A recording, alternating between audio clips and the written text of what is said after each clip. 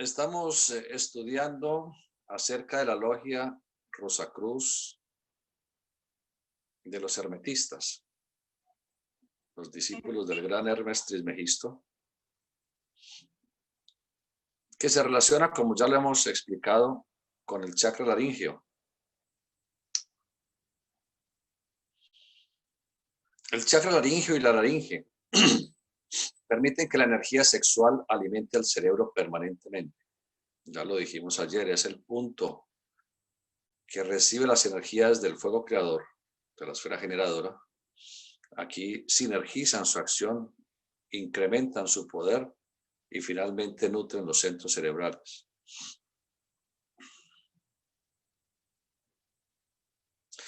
Si nuestra vida ha sido llevada más o menos de una manera natural, entonces esa energía que subyace en la semilla que se exterioriza para engendrar un nuevo ser, su energía guardada y sublimada se dirige en pequeñas oleadas de fuerza hacia el cerebro. Permite que podamos pensar con claridad, recordar las cosas más fácilmente, deducir mayor conciencia. Pero cuando se ha abusado de la energía sexual a través de la masturbación o del abuso del sexo, esa energía ya no asciende hasta la laringe en suficiente cantidad. Y este centro, no solamente la laringe, faringe, tiroides, paratiroides, no, es mucho más. No solamente la parte hormonal, es mucho más. Es el centro energético trascendente, importante, que está allí en esa zona. Entonces la energía tampoco puede alimentar al cerebro. Estamos hablando de energías y no de procesos fisiológicos desde el punto de vista médico, que son cosas totalmente diferentes. Aquella persona que desde niño nace idiota es porque ha abusado tanto de la energía genésica en otras encarnaciones, que no puede alimentar el centro de la inteligencia, de la imaginación fértil y de la elocuencia, que es el centro laríngeo, y tampoco desde ese punto de vista puede iluminar su cerebro. Pero cuando esa energía se ha cuidado maravillosamente a lo largo de muchas encarnaciones, fluye a la garganta, permitiendo que podamos actualizar y exteriorizar lo que pensamos, opinamos, sentimos y vivimos, y se puede iluminar también los centros cerebrales. Son leyes naturales de la vida y de la evolución. Es el poder de la palabra que en lenguaje bíblico dice San Juan en capítulo 1, versículos 1 al 13. En el principio era el verbo, y el verbo era con Dios, y el verbo era Dios.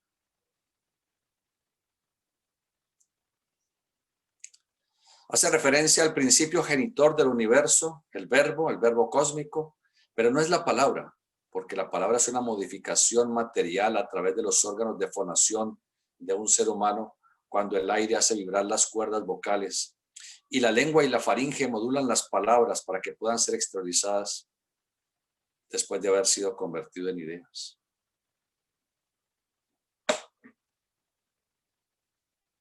El verbo es la energía progenésica del cosmos que hizo posible la existencia del universo.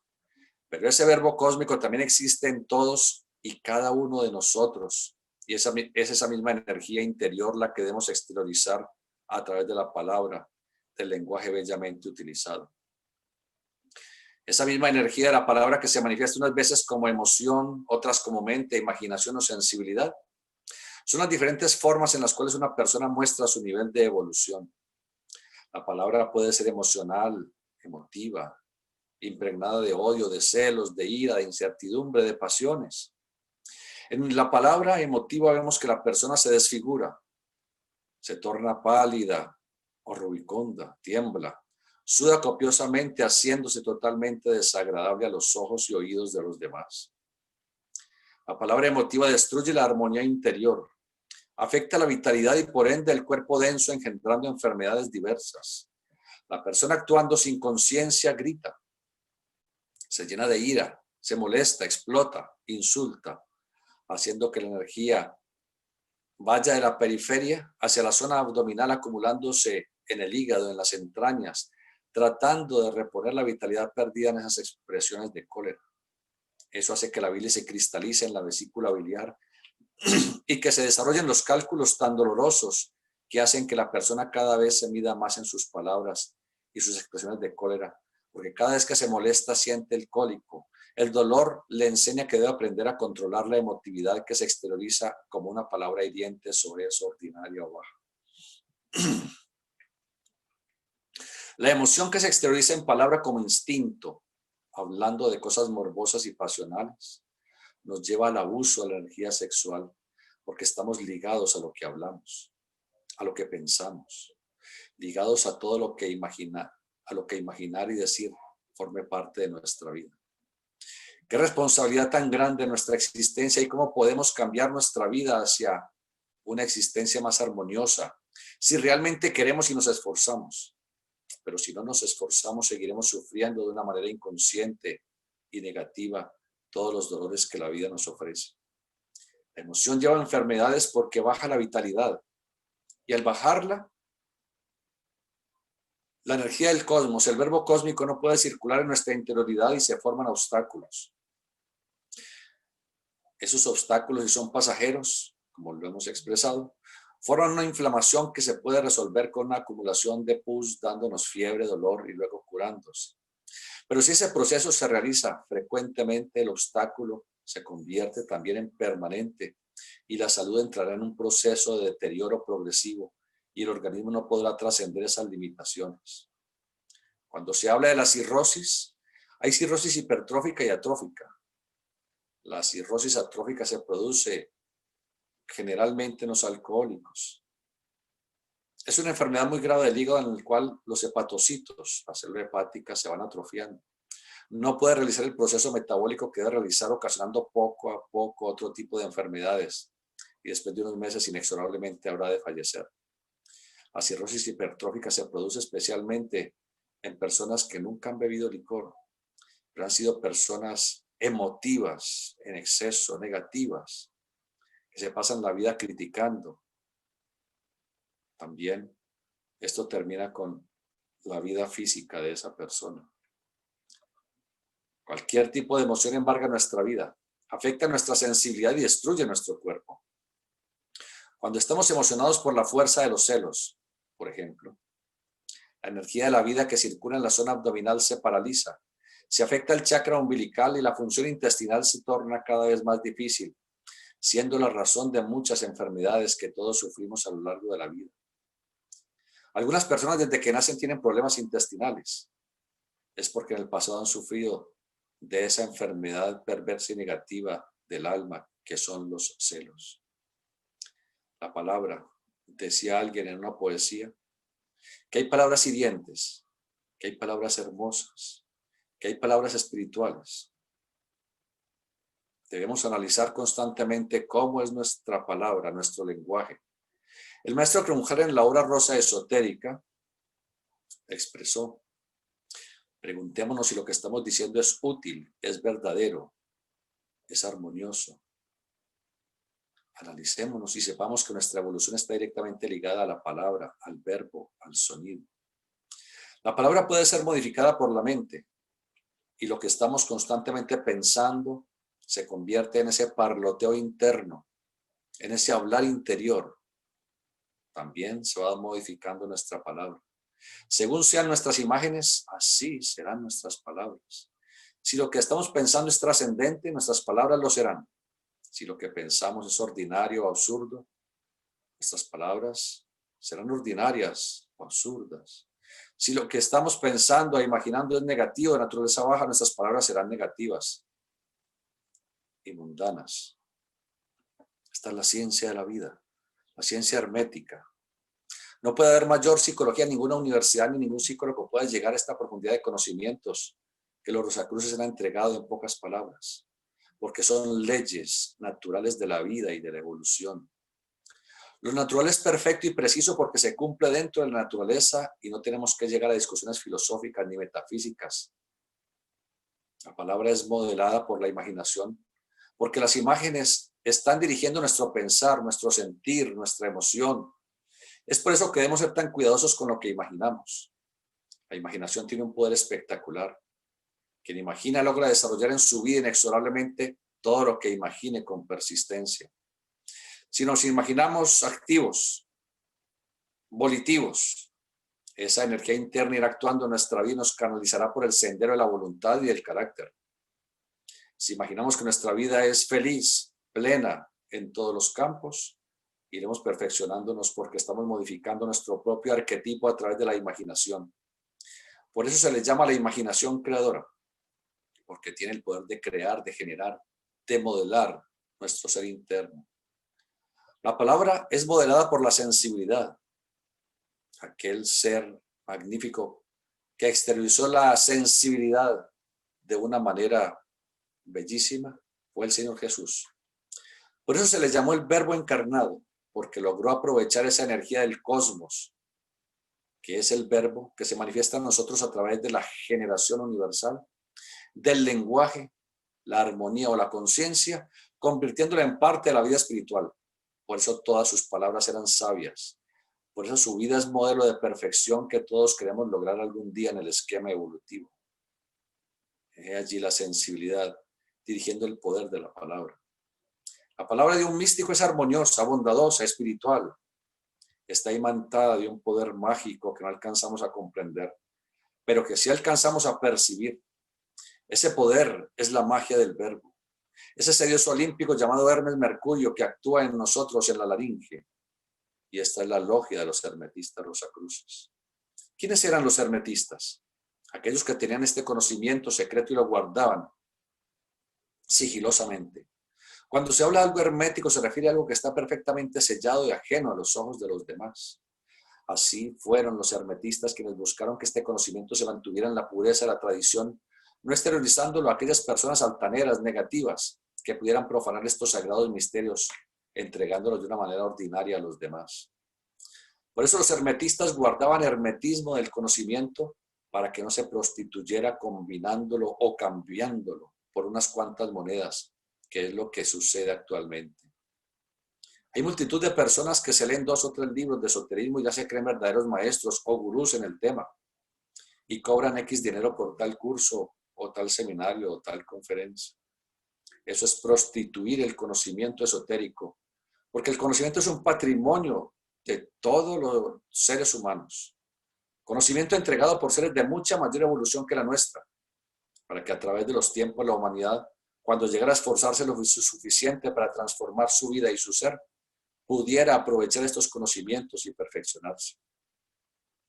Si el conocimiento fuera únicamente para aquellos que tienen el dinero para pagar a que les cuenten algunas cosas mal contadas, entonces sería injusta la evolución impidiendo que aquellas personas deseosas del conocimiento y que no tuvieran el dinero pudieran acercarse a ese sendero de la sabiduría esotérica.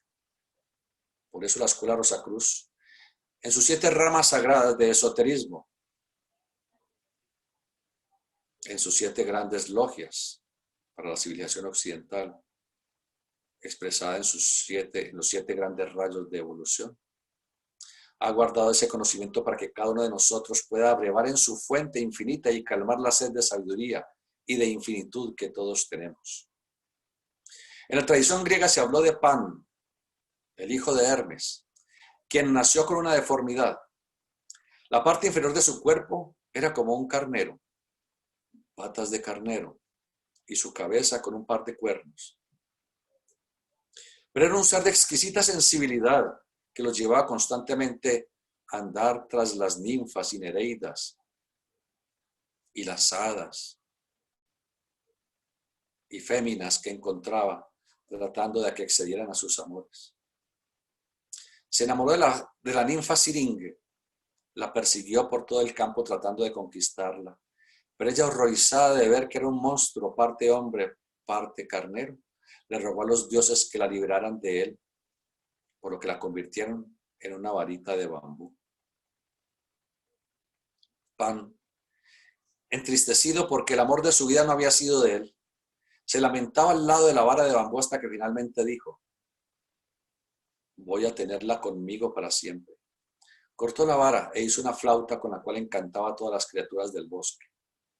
Estaba presente cuando los pastores iban con sus rebaños y cuando la naturaleza estaba en el proceso de la germinación y de la fructificación de las mismas. Es un símbolo magnífico que dejaron los griegos para enseñarnos el poder del verbo cósmico en nuestra propia naturaleza. Todos, sin excepción, somos pan. Tenemos parte de humanos, pero también tenemos parte animal. Esa parte animal es la que constantemente nos acicatea, nos impulsa a satisfacer ese aspecto sexual efímero de una relación que generalmente termina en discordia con el paso del tiempo. Pan, palabra del griego que significa todo, es la energía toda vida, todo poder, es la energía progenésica. El carnero es un animal que tiene un gran poder genitor y ese poder genitor lo enloquece, por eso está dándose topes constantemente con otros machos de su especie. Come hierbas amargas, devora cualquier cosa que encuentre, trepa por las rocas, símbolo de la energía sexual de las redes de sol. Entonces, pan, mitad cabra, mitad humano. La parte humana en nosotros está tratando de desarrollar sensibilidad y conciencia a través de la evolución, pero la parte animal frena ese proceso. Es el instinto genitor, el instinto perfectamente natural. Es lo más natural que existe en la naturaleza y lo más bello que existe en todos los reinos. Pero en el ser humano, esa suma de bestia evolucionada y de ángel caído, ese instinto genitor se mezcla con lujuria, ese deseo enfermizo de satisfacciones que jamás lograrán tener una verdadera satisfacción. La dulce siringue, la ninfa, de la cual se enamora Pan, es la otra polaridad de la existencia. El varón enamorándose del ideal femenino o la mujer del ideal masculino. Pero la sensibilidad del verdadero amor no se puede ultrajar con la fuerza pasional del sexo. Cuando el amor y la sensibilidad de alguien es ultrajado, no quieres saber de ese ultraje. En ese momento el instinto psicosexual se encuentra ante una barrera. No puede acceder al amor de su vida porque lo está buscando desde un punto de vista bajo, pasional y no ideal. Pero luego comprende que la única salvación es utilizar la flauta. La flauta es nuestra espina dorsal. Los forámenes hay que hacerle para que el aliento fluya a través de la cañita y formar las notas musicales. Son los 7 sagrados chakras que están en relación con las fuerzas que circulan en la espina dorsal. Y esa flauta, que también las hay muy pequeñas, encarna las.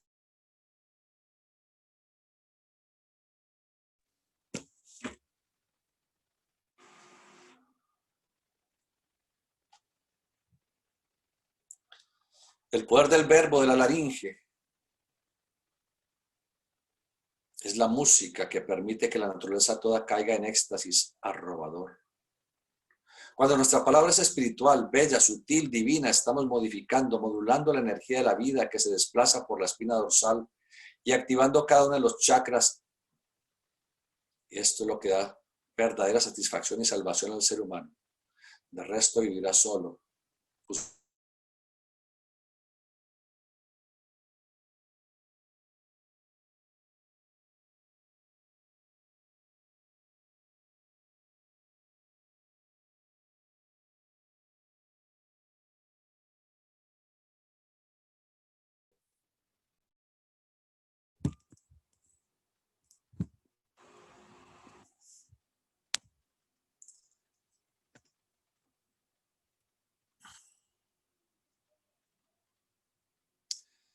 Siendo la flauta la espina dorsal, los forámenes de esa flauta, de esa caña, con las cuales formar las notas musicales, son los 7 sagrados chakras. Queremos ser pan en su ordinariedad siguiendo las ninfas, tratando de satisfacer el instinto o queremos sublimar nuestra energía utilizando la flauta, modulándola maravillosamente con nuestra laringe? Orfeo, otro de los semidioses del Olimpo, tiene una sensibilidad exquisita. Era poeta, teólogo, músico. Orfeo recibió de su padre Apolo una lira que había sido fabricada por Hermes Mercurio. Orfeo lograba entonar con la lira las más dulces canciones. Como era poeta y el más sensible de los seres, con su lira y su poesía armonizaba hasta tal punto la naturaleza que nada podía compararse. Cuando él cantaba, las fieras se echaban a sus pies, las aves estimulaban su trino y su canto, las tempestades se calmaban y lograba que todos aquellos que hubieran perdido su armonía la reconquistaran. Orfeo se enamora de una ninfa, Eurídice, pero ella desafortunadamente, huyendo de alguien que la quiere en amores, es mordida en su pie por una serpiente y fallece. Orfeo, lleno de tristeza, la sigue el Hades. Allí empieza a cantar con su lira lleno de tristeza, rogándole a Hades, dios del bajo mundo, y a su esposa Perséfone, que le permiten a Eurídice volver al mundo de los vivos. Esta es la dulzura, la tristeza y la sensibilidad con que Orfeo entona los más dulces cánticos, que Hades llora lágrimas de acero y su esposa le convence para que deje en libertad a Eurídice para que vuelva a la tierra. Le dicen a Orfeo que le permiten que su esposa se vaya con él, con una condición: que en ningún momento voltea a mirar dónde viene ella, hasta tanto no salgan los dos al sol y ella haya caminado bajo sus rayos.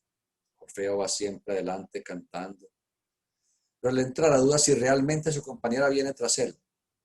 Cuando finalmente está a punto de salir a la luz del sol, no aguanta más la curiosidad de saber si ella viene allí. Voltea a mirar en el momento en que ella iba a ser tocada por los rayos del sol.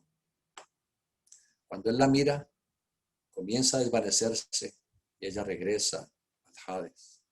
Ya de nada valen las lágrimas ni las canciones de Orfeo ante Hades y Perséfone.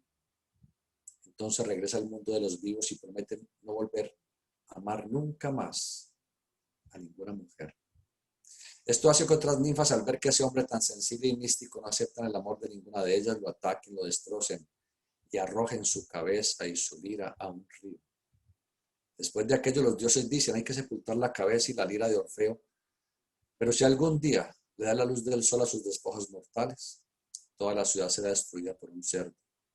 La gente no cree en ese cuento, no le tienen miedo a los cerdos. Alguna vez destapan la tumba de Orfeo y esa noche cae una tempestad tan fuerte que el río que surcaba la ciudad, que tenía el nombre de cerdo, se crece. El río tenía nombre de cerdo y destruye completamente la ciudad.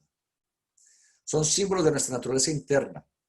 Orfeo representa el poder del lenguaje, de la laringe espiritualizada de un ser que se ha sublimado, de alguien que ha cultivado su estética, que ha unido su pensar a su sentir. Por eso es un filósofo, un poeta, un místico, que arroba con su lenguaje a todos los seres que lo escuchan. Todos podemos comprobar que si a un animal bravo le hablamos con cariño, el animalito mueve la cola y se calma. Asimismo, si uno le habla con cariño a una persona que está enojada, se tranquiliza. La lira de Orfeo es la laringe modulada por nuestro espíritu en todos los campos del humano vivir. Su esposa Eurídice es la energía de la vida que hace que adoremos a la otra polaridad de la existencia. Es ese poder interno que nos permite sublimarnos y perfeccionarnos.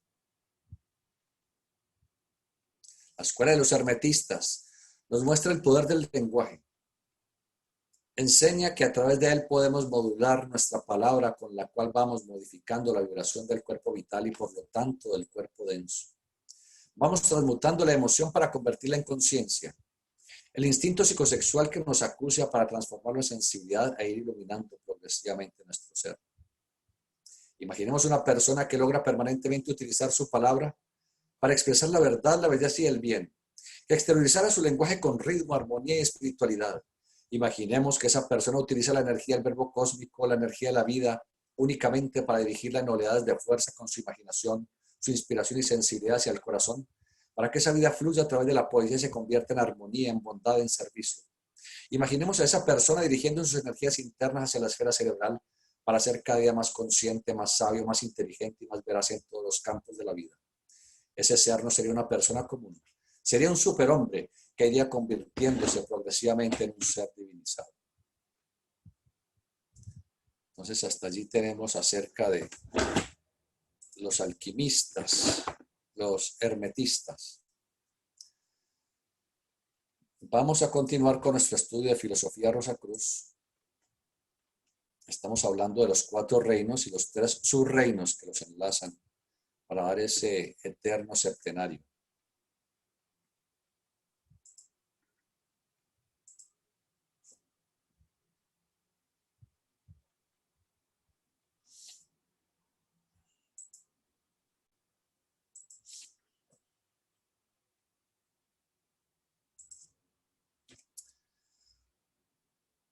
Nos referimos ya al estado de conciencia de trance profundo de los minerales y analizamos que entre los minerales y los vegetales existe un subreino, el subreino de los hongos y de los virus.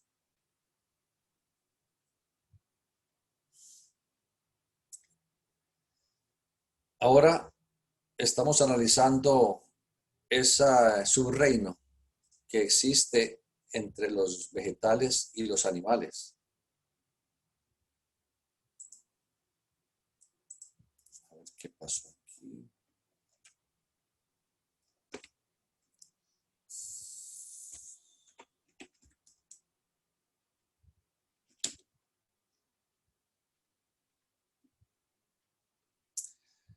Expresábamos entonces que entre los vegetales y animales existe el reino de las algas y de las bacterias. Algunas algas unicelulares como la euglena, ya lo dijimos, que tienen clorofila y sin embargo son protistas, son animales primitivos. Ya hablamos acerca de los diferentes tipos de hongos microscópicos, unos patógenos, otros usados en la industria alimenticia, otros usados en medicina. Hablamos de las bacterias, también como unas son beneficiosas y se encuentran en grandes cantidades como biota en nuestro aparato digestivo, en nuestro colon, como otras bacterias son altamente patógenas y generan enfermedades muy serias.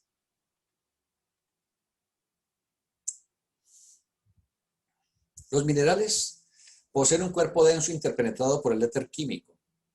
Ya hemos hablado de los diferentes éteres, éter químico, éter de vida, éter reflector, éter lumínico. Podemos recapitular rápidamente. Los éteres, en su nombre occidental en filosofía Rosacruz, éter químico, éter de vida, éter reflector, éter lumínico, éter per se.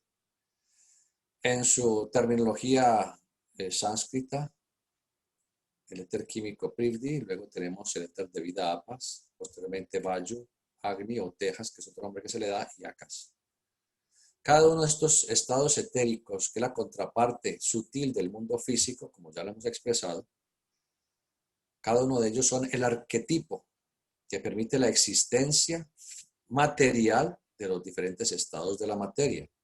El Prithvi o éter químico permite la cohesión molecular y genera los sólidos. El Apas o éter de vida permite la contracción y es el responsable de la existencia de los líquidos.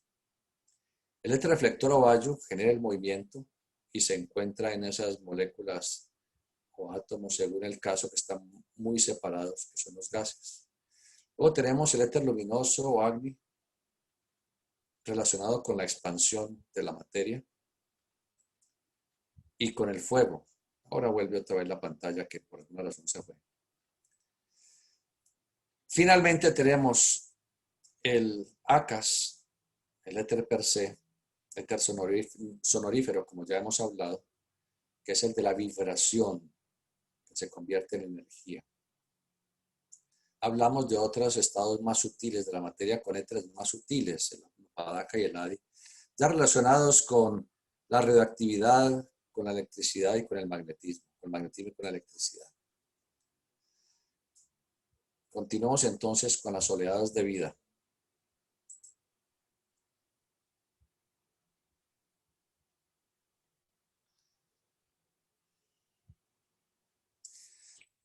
Los minerales interpenetrados por el éter químico, lo que permite su manifestación objetiva.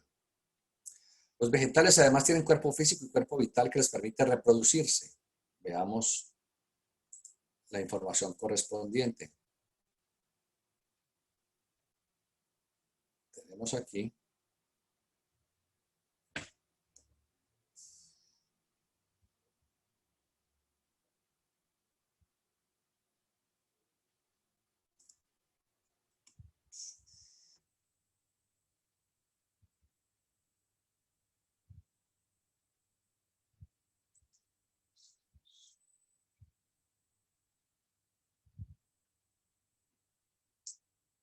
bueno, momentico.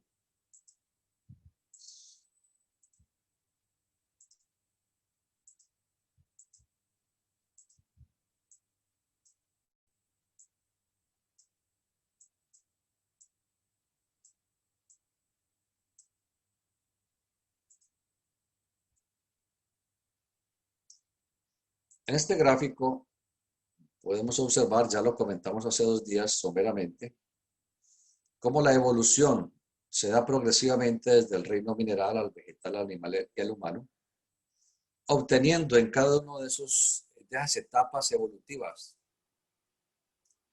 un diferente nivel de actividad de cuerpos, de vehículos, hechos de las materias correspondientes a cada uno de los mundos.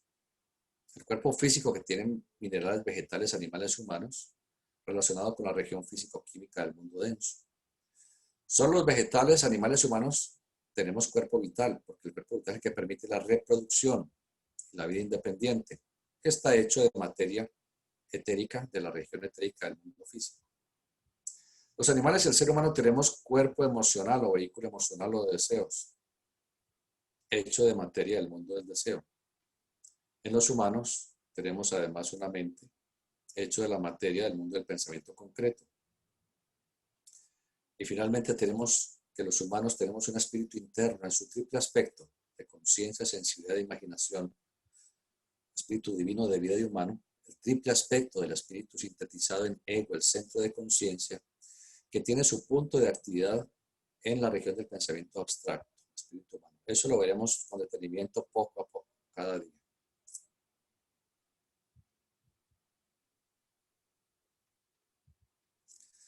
Los vegetales, además del cuerpo físico, tienen cuerpo vital que les permite reproducirse, estando activos los éteres químico y de vida y muy parcialmente los éteres lumínico y reflector. Además, debido a la interacción y muchas veces al efecto de los seres humanos, tienen algo de conexión con el vehículo de deseos planetario, lo que explica que reaccionan a la cercanía y actividad de las personas, tal como lo han demostrado experimentos científicos. Esos experimentos se conocen en una obra publicada hace 40 años, La vida secreta de las plantas, la cual el hermano Guido nos ha compartido y que la compartiremos con ustedes para que se den cuenta cómo el ser humano reacciona o interactúa con toda la naturaleza, en este caso con los vegetales.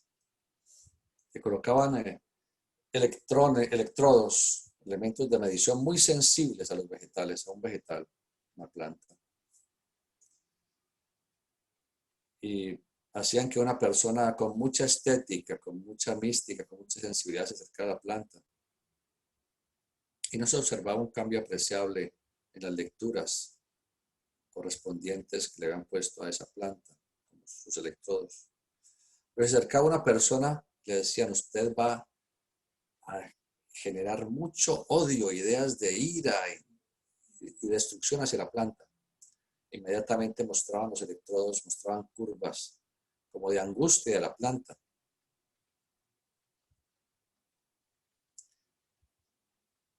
Incluso se hicieron experimentos a distancia entre personas que cuidan y aman a sus plantas, estando lejos, muy separada de la planta de investigación. La persona le decían, bueno, usted va a apuntar momento a momento, cualquier cosa que a usted le suceda, si está irritable, si está con tristeza, si hay angustia, si tiene miedo, cualquier cosa, usted apunte a la hora que usted sienta cualquier cosa. Y cuando compararon las situaciones correspondientes de la persona a distancia, con las lecturas tomadas en la planta, encontraban que en los momentos exactos en los cuales otra persona apuntó a tal hora, a tal situación, se observaban los cambios en el aspecto, en los cambios osmóticos y eléctricos de la planta. Ayer hablábamos de un poco de física, de la relación de la teoría de la relatividad, la física lo eminentemente grande del universo, la física cuántica, la física lo infinitamente pequeño. La física lo infinitamente pequeño y la cuántica ha demostrado cómo todo en la naturaleza, en el universo, está interrelacionado a nivel tan pequeño como son los cuantos o fotones y las partículas subatómicas. Cómo se pueden interrelacionar, no importa la distancia que existan. Y les hablé del experimento de la incertidumbre de Heisenberg, observando no solamente como los fotones, sino los electrones, partículas elementales, tienen desplazamiento de onda y de partícula, se manifiestan de ambas formas. Y todo lo que se demoraron en llegar a encontrar eso, y que aún siguen sin determinar eso por qué sucede. Y por eso ellos hablaron de que a nivel cuántico, a nivel del infinitamente pequeño, existía el azar, que las cosas se movían al azar. Cuando Einstein escuchó esto por primera vez hace ya 110 años, él dijo, no, Dios no juega los dados. Eso de que haya cosas al azar en el universo no existe. Y por eso hay unos físicos teóricos que hablan del universo como armonía, la armonía del universo. Hay otros que dicen, no, existe la desarmonía y el azar. Explicamos cómo estamos enlazados por lo que se los llaman los cabalistas la luz astral, que los sacuses llamaban el alma del mundo, el anima mundi. Y que es a través de esa luz astral que estamos interrelacionados todos sin excepción. Y es de esa manera como estamos enlazados en este momento ustedes y yo. No solamente con la tecnología que nos favorece esto, sino que estamos enlazados a través de la luz astral. Y es por eso que muchas de ustedes prefieren sentarse esta hora a escuchar aquí directamente la conversación y no escuchar después la grabación que también les llega oportunamente. No es igual, jamás será igual, porque estamos en este momento enlazados en el diáfano de los cabalistas, en la luz astral universal, y estamos modelando esa luz astral. Estamos actuando sobre esa energía cósmica y por eso nos mantenemos como colectividad, como grupo. Nos hemos mantenido más o menos permanentes, ahora en las tardes, unas 138 personas de las 145 que inicialmente comenzaron. Estamos enlazados y formando una fuerza llamada el egregore. Es la luz astral universal. Entonces todo está enlazado. El azar no existe en la naturaleza, ya lo explicamos suficientemente. Los científicos, por supuesto, tardarán todavía un tiempo en llegar a estas conclusiones. Dijimos que solo cuando la ciencia, la filosofía y la mística se unen, se podrán descubrir todos los secretos y misterios que nos rodean. Pero mientras haya ese divorcio entre la ciencia por un lado, la filosofía por otro y la mística por otro, no será tan fácil llegar a las conclusiones adecuadas oportunamente.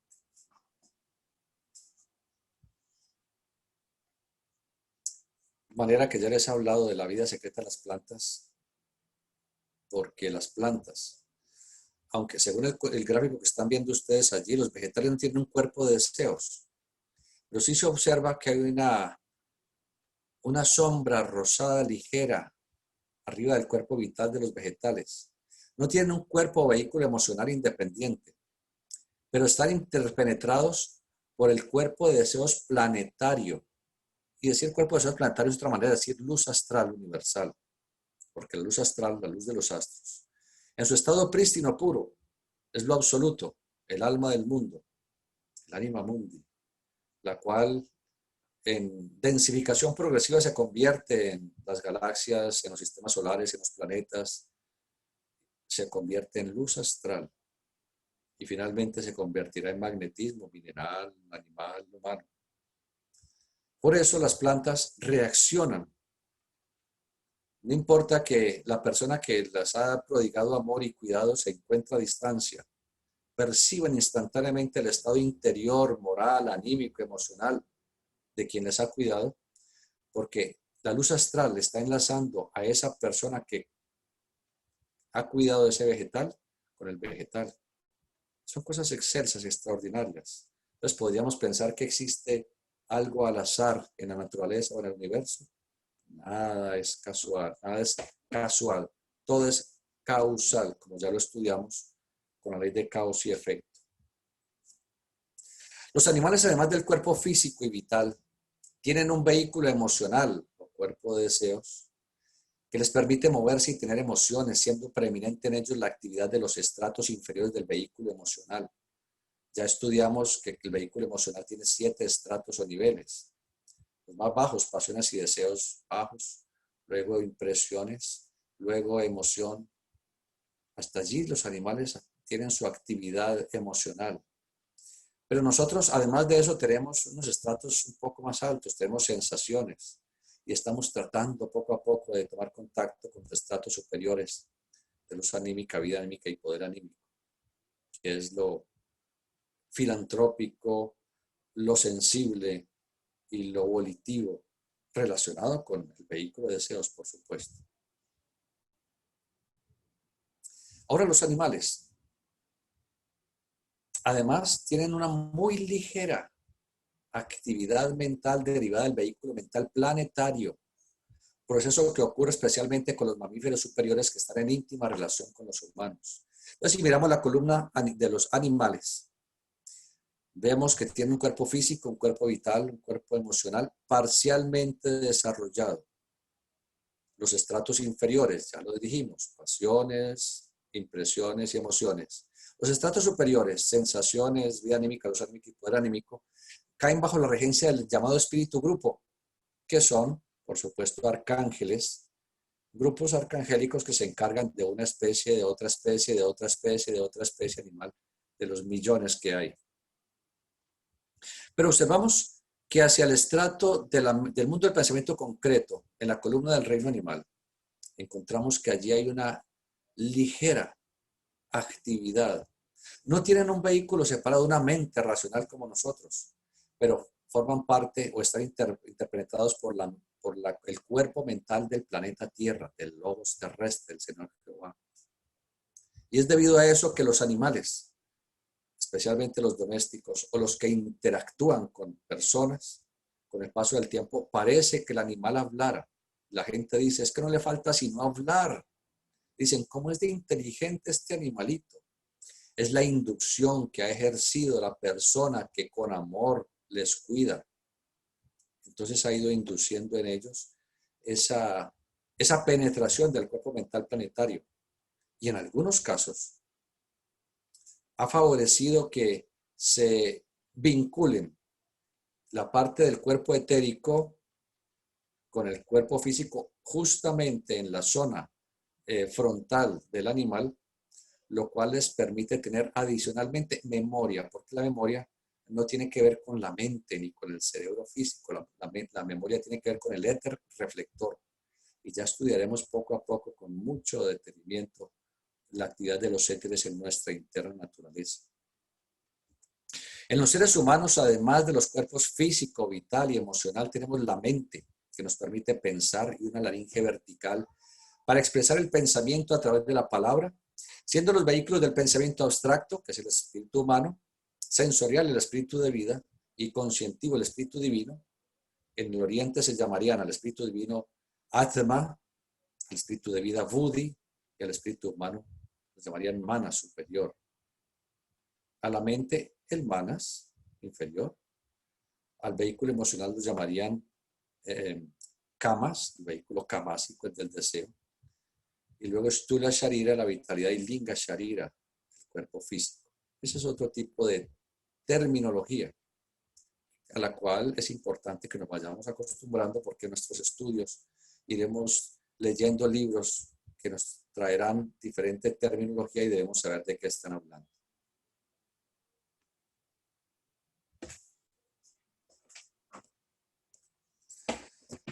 Mientras en los minerales la vida aún no se manifiesta, en los vegetales se encuentra relativamente estática aún en su exuberancia. En los animales empieza con el instinto y la actividad permanente, y en el ser humano con la capacidad de pensar, de imaginar, de amar, de sentir, en una palabra, de ser sensoconscientes, procesos que se han dado en periodos inmensamente largos de evolución. Los minerales, vegetales y animales no tienen conciencia de sí mismos, puesto que no tienen un espíritu interno como nosotros. Actúan por instinto guiados por espíritus grupo, que son jerarquías espirituales de una evolución anterior y superior a la humana, que se encargan de cada especie mineral, vegetal o animal en particular, haciendo que sus miembros se comporten de idéntica manera, sin importar la distancia geográfica. También guían a cada especie para que emigre en épocas precisas, bien sea para evitar el invierno o para reproducirse. En el caso de los espíritus grupo, en el actual periodo terrestre, se encargan de la evolución de las chispas divinas, mónadas o oleadas de vida, correspondientes a los minerales, que los mantendrá bajo su tutela en otra futura encarnación de la Tierra en el siguiente periodo evolutivo, cuando tengan un estado de conciencia análogo al que tienen actualmente los vegetales. Posteriormente, en otro nuevo amanecer evolutivo, el mismo espíritu grupo los dirigirá cuando tenga un estado de conciencia análogo al que tienen actualmente los animales. Finalmente, al llegar al estado de conciencia humana en un nuevo periodo de evolución, el espíritu grupo actuará como espíritu de raza, de nación, de tribu o de familia, hasta cuando finalmente se liberen de su tutela como seres humanos evolucionados. Entonces, así como nosotros hemos sido guiados por las llamadas jerarquías creadoras, seres de más evolución que nosotros, a lo largo de inmensos periodos de evolución durante miles de millones de años, para llegar al actual estado de conciencia humano, igualmente sucede con la evolución animal, la evolución vegetal y la evolución mineral. Ellos tendrán que emanciparse algún día de la tutela de las jerarquías creadoras, ya en estado de conciencia humano, probablemente nunca en un cuerpo humano como nosotros, sino en un estado de conciencia humano, en un periodo de evolución dentro de miles de millones de años, donde el cuerpo más denso que tendrán será el cuerpo mental. No se tendrá en esa época, esos humanos no tendrán ni cuerpo emocional, ni cuerpo vital, ni cuerpo físico, porque la evolución no se detiene jamás, siempre creciendo en diferentes niveles estratos. Los espíritu grupo, entonces tenemos el espíritu grupo de los minerales. Ustedes lo ven en la primera columna mineral. Actúa en el mundo del pensamiento, en la región del pensamiento abstracto. Y cada grupo de espíritus grupos se encarga de una clase de mineral en particular. El espíritu grupo de los vegetales actúa en el mundo del pensamiento, en la región del pensamiento concreto. E igualmente, hay una variedad de espíritu grupo para cada especie vegetal característica. El espíritu grupo animal ya vemos que actúa en la región sutil del mundo del deseo.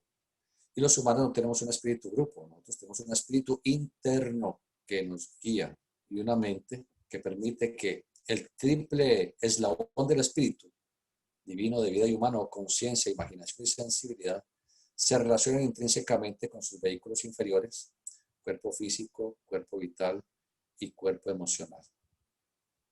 Podemos dejar allí, mañana continuamos entonces, los que nos puedan acompañar, mañana a las 4 de la tarde.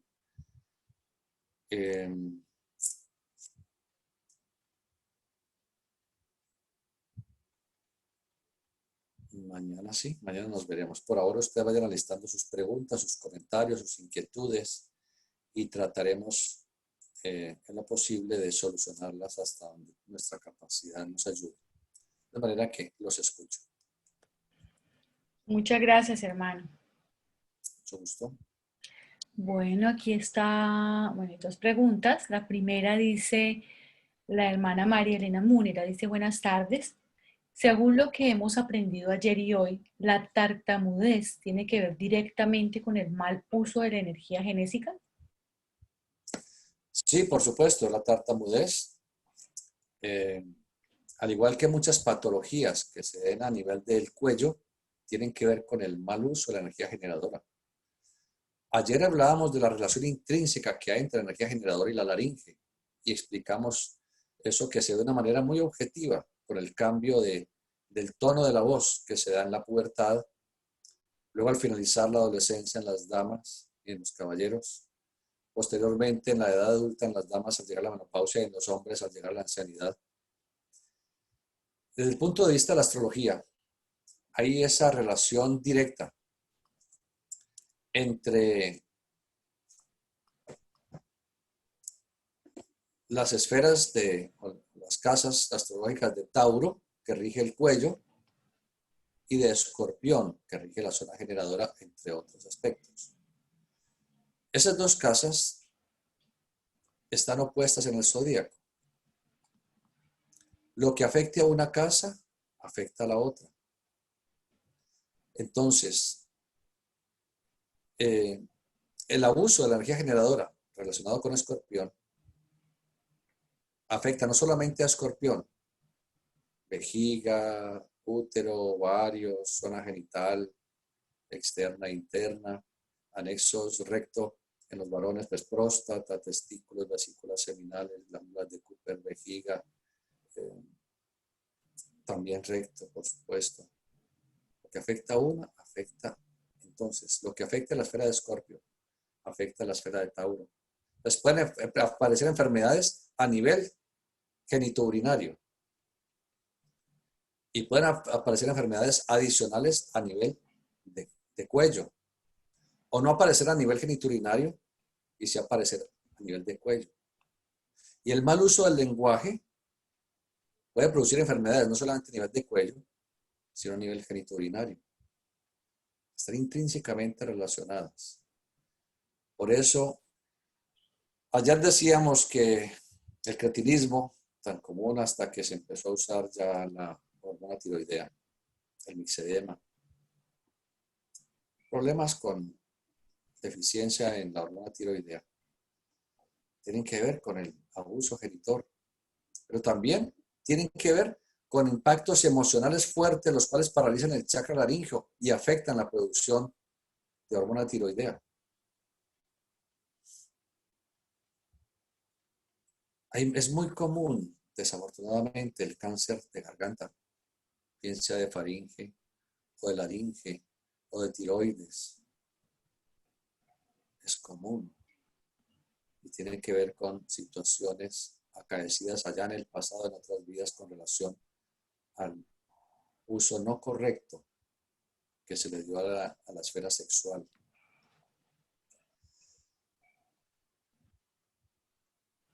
Decíamos ayer también cómo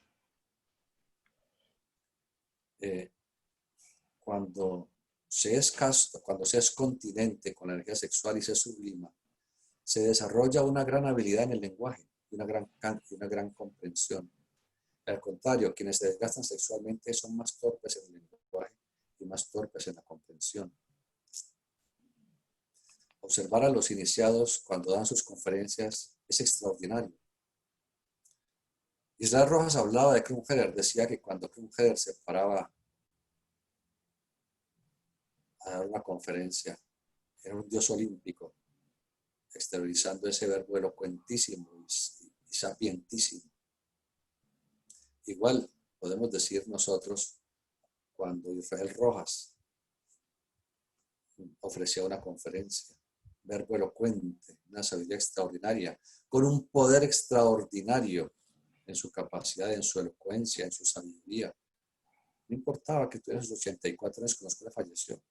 Era extraordinario escucharlo. Estos son seres que han sabido guardar esa energía y la han sublimado adecuadamente.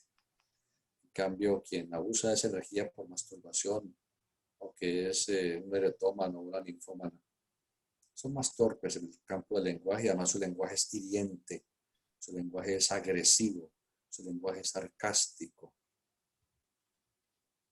En cambio, un verbo elocuente y cultivador como el Señor Jesús, imaginemos lo que podía y lo que hacía.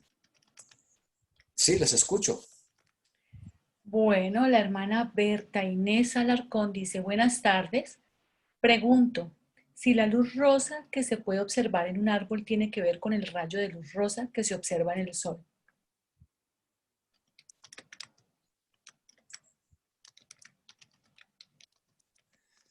Eh, Desde el punto de vista esotérico, se expresa que la vitalidad en el ser humano tiene un color rosa suave, a veces con unos tonos ligeros de violeta, pero más bien rosa suave. Los glóbulos de vitalidad que fijamos del sol directamente al estar afuera a la intemperie, aunque no haya sol, pero allí está, si está de día, los glóbulos de vitalidad están allí, o que los recibimos indirectamente a través de la respiración o a través de los alimentos, especialmente el agua y los vegetales. Esos glóbulos de vitalidad se acumulan en el vaso etérico, no en el vaso físico, pero luego penetran al vaso etérico y finalmente pasan al corazón, en donde reciben diferentes cargas energéticas. Esto ya lo hablamos hace un mes largo. Y hace que esos glóbulos de vitalidad se tiñen de ese color rosa vital característico y se acumulan en el plexo solar y luego se repartan por los nervios periféricos de todo el organismo para favorecer la salud. Dijimos que es en los pinos y cipreses los que liberan un éter coloreado de color rosa, rosado suave, análogo al éter que se puede observar en las personas. Y hemos dicho por eso tan vitalizante ir a ese tipo de bosques de pinos y de cipreses. Los demás árboles liberan, por supuesto, éter, vitalidad plana, pero es descolorida, no tiene color. Y el sol, según la ciencia, el sol es de color blanco. Lo vemos amarillo por la refracción de los rayos solares a través de la atmósfera y los elementos que hay en la atmósfera y la contaminación y de mil cosas. Esotéricamente decía la maestra Blavatsky que el color real, genuino del sol es azul. Pues ya estaba haciendo referencia a el sol como un logos. Desde el punto de vista físico, blanco. La luz que nos llega es luz blanca, por supuesto. Que se vea amarillito el sol en la mañana, no, se ve azul, se ve como una esfera azul vibrante al amanecer, que es el único momento en donde uno lo puede observar más o menos sin peligro. Más o menos, a no ser que la persona se haya acostumbrado con las técnicas de Son-Gassing, ya eso es otra cosa distinta. Entonces se ve azul y vibrante hacia el amanecer, apenas está despuntando en el horizonte. Se ve de color amarillo hacia mediodía y se ve de color rojizo hacia la tarde, el famoso sol de los venados, con su color tornasolado hacia el atardecer. Pero eso depende de la difracción de los rayos solares en relación con la atmósfera y los elementos que allí se encuentran. ¿Qué otro comentario? La hermana Karen Hernández. Buenas tardes a todos. Doctor Iván, hace un rato mencionó que estamos enlazados. Desde el punto de vista esotérico, ¿es posible que dos personas se enamoren estando a kilómetros de distancia? ¿Hay electromagnetismo allí? Siempre, siempre. Cuando dos personas piensan entre sí, especialmente entre los enamorados, los enlaza la luz astral. Por eso uno puede sentir el estado anímico, moral, emocional, mental de la otra persona. Es absolutamente real. ¿Qué otra cosa? Por ahora no hay más preguntas. Bueno, gracias a todos por su atención. Mañana a las 4 de la tarde con mucho gusto. Felicidades. Hasta luego. Bueno, hermano, muchísimas gracias por todo. Con mucho gusto.